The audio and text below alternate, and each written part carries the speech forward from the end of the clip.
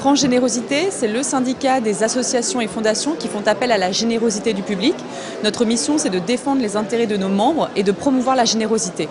On a 81 organisations, fondations et associations, parmi les plus grandes associations françaises. Donc pour en citer quelques-unes, on a la Fondation de France, Médecins sans frontières, les Petits Frères des pauvres, le Rire du médecin, la Chaîne de l'espoir, etc.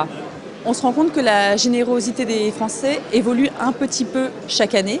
Ils sont un petit peu plus généreux chaque année, mais ça reste une tendance qui stagne un petit peu. Pourquoi? Parce qu'en fait, ce sont toujours les mêmes donateurs, les donateurs fidèles qui sont toujours un peu plus généreux.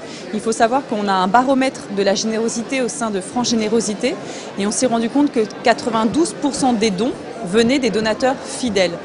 Et ces donateurs fidèles, en 2013, on a vu qu'ils avaient été un petit peu plus généreux en augmentant un petit peu leurs dons moyens. On a vraiment beaucoup de difficultés à mobiliser de nouveaux donateurs, à réussir à convaincre de nouvelles personnes à être donatrices d'une association ou une fondation. Les dons en France, en fait, augmentent un tout petit peu chaque année, donc stagnent plutôt.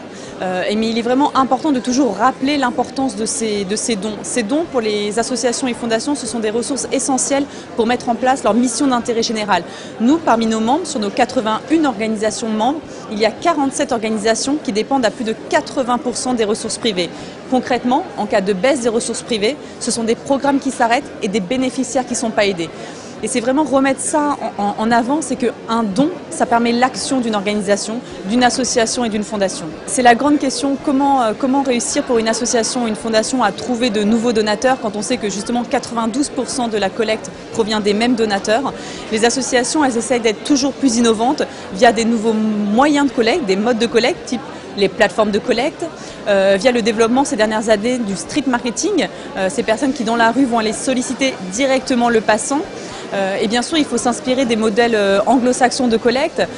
Dans l'Union européenne, certains pays peuvent faire le don par SMS.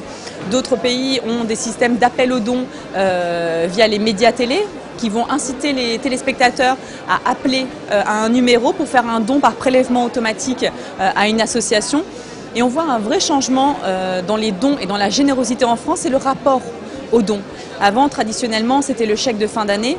Il reste très important ce chèque de fin d'année puisque 43% de la collecte de nos membres en 2013 a été faite sur le dernier trimestre, dont la moitié sur le mois de décembre. En France, la générosité est saisonnière, c'est très très important. Par contre, on voit un changement, c'est dans les dons reçus par prélèvement automatique, c'est-à-dire ces donateurs français qui acceptent de donner tous les mois un don à une association, à une fondation. Sur notre panel de France Générosité, le baromètre de la générosité, en 2013, 39,5% des dons provenaient des prélèvements automatiques contre 33% en 2010. Donc là, on voit vraiment un changement dans la façon de donner.